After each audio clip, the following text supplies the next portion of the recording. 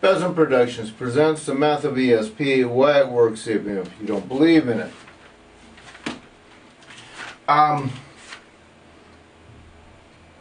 some rather interesting dreams this morning just before I got back up again, and they didn't leave me in the best of moods, so it's going to be a little rough here, but got something I kind of need to point out. Okay, I talked way back when through this whole series about the mindset to make a miracle. You need the idea of the miracle, you need to put energy behind it, you need to have the motion and flow of making it happen, and you have to have the faith that it's going to happen, and then you actually get a real miracle. Okay, you have all of this disgustment here.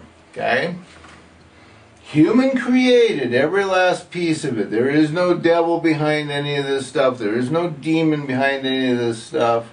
There is no Satan that caused all of this stuff, okay? Stop and remember, devil, turn it around, is the word lived, okay? The people that lived before you made all this stuff. All of you people dance and parade and party over the fact that you have done all this and you don't care, okay?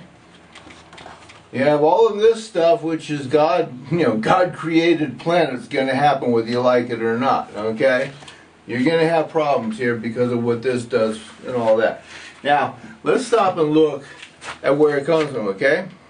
This book is created by the Romans from 300 AD to 600 AD. 300 years they worked on how to craft this little piece of literature, okay? They used the Jewish religion, Torah, the Old Testament, to create it. Previous to this book being basically published, the Jewish religion was a tiny little tribal type thing. There was no nation of Jews. There is no history anywhere in the world of a mighty Jewish nation. The mighty Israels, okay? There is claims of it. But all the claims start when this thing started, okay? There is no genetics, there is no history, there are no monuments, there is nothing whatsoever, okay? Now, the Muslim religion was also created at this time. And again, it used the Old Testament. And again, the Muslim religion started inside the Roman Empire as the Roman Empire was splitting apart. Okay? Now, first off, show me why in this book you have Northern European names of the apostles when it was in an Arabian area. The Arab names don't translate into these names. They don't talk about Arab names, do they? Yeah. Samuel is an Arab name. No, Samuel is a, what is that? Let's see. It's English Gothic, I believe. Yeah. So, you see the problem? Your whole book is a bunch of farce. Now, let me come back up here. What's one of the biggest things about this whole thing? Okay? The Moses dude walked out of Egypt with all the Israelites and freed the slaves from Egypt. Where is the historic evidence of one-third to one-half of the Egyptian population getting up and walking out? Where is the riots? Where are the destroyed temples? Where are the pyramids smashed to pieces? Where are the pharaohs that were murdered? Where are the other countries around the Mediterranean witnessing the destruction of one of the mightiest nations at that time? Because they worshiped the wrong God. Yeah.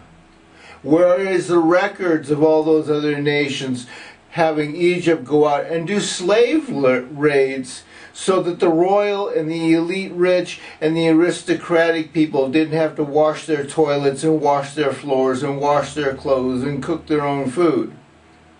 it would have lasted anywhere bare minimum from 10 to 50 years.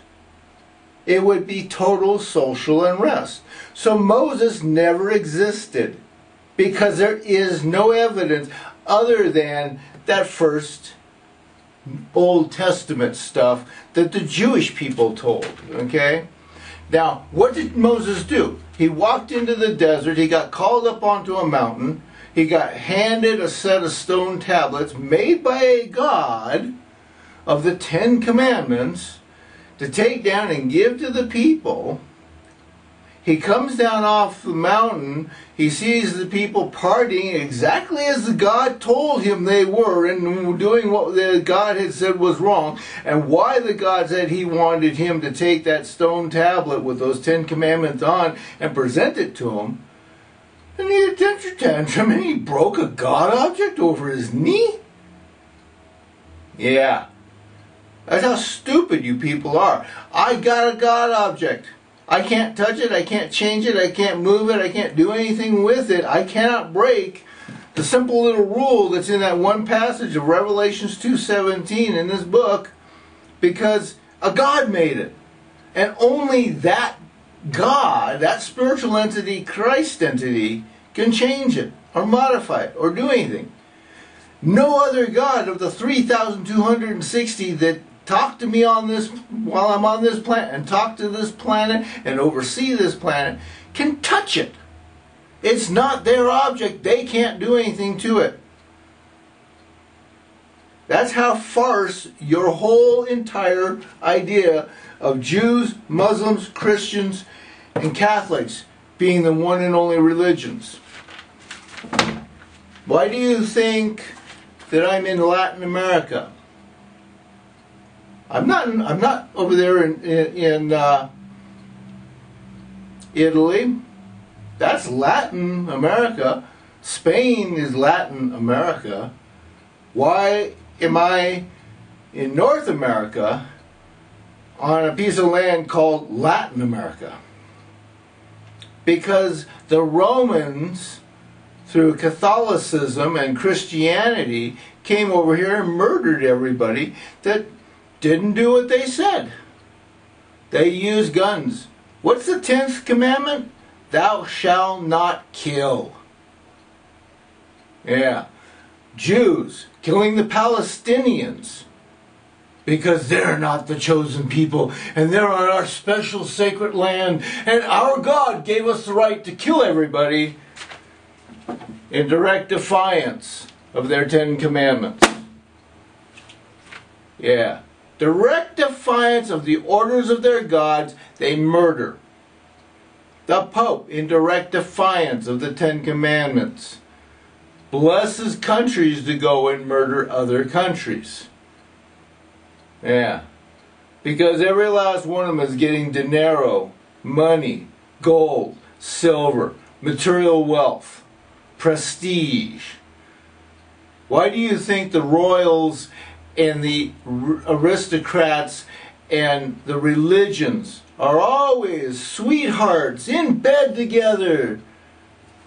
Oh, this church was built by the King of England. It's the most beautifulest church. Churches are human endeavor worship. They are not respect of the planet that you're on. They are not respect to gods. Why do you cover your head? Because right up here is a chakra that lets you communicate with the gods. So cover your head so that you don't realize you're supposed to keep that open so that the gods can talk to you and you can hear them. Don't look up. Look over here. Look at our Christ. Look at our I'm sorry, not the Christ. Look at our crosses. Look at our beautiful churches. Look at these big tall towers that the imams sit in. And oh, listen to me, I have the only word.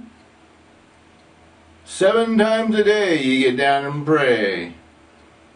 These people around here, I mean, it's absolutely hilarious to watch people cross themselves and start walking across the street and damn near getting, hit by a car because they're too worried that they haven't crossed themselves. God will save me. Whap! Good grief. You people are lunatics. You think I'm crazy? No, I'm sane. I realize you murdered your planet, and I'm trying to figure out how to save you.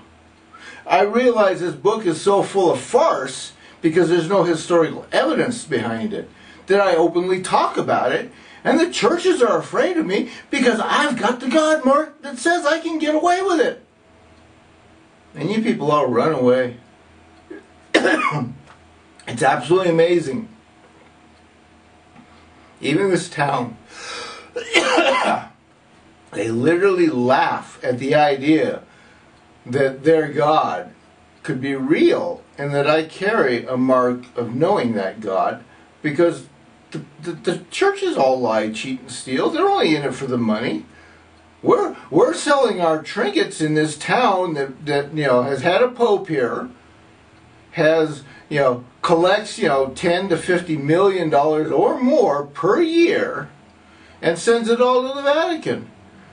And they can steal as long as they give their 10% to the church, because the church is going to be like, well, bless you, son, you stole and gave us money, go and do it again. Yeah. So you people think about how many times you absolutely insult any idea of your gods because you go out and you murder anything. When's the last time you walked into a lion's den or a bear cave and saw human heads and human skins hanging on the walls as decorations? Disgusting. Try thinking.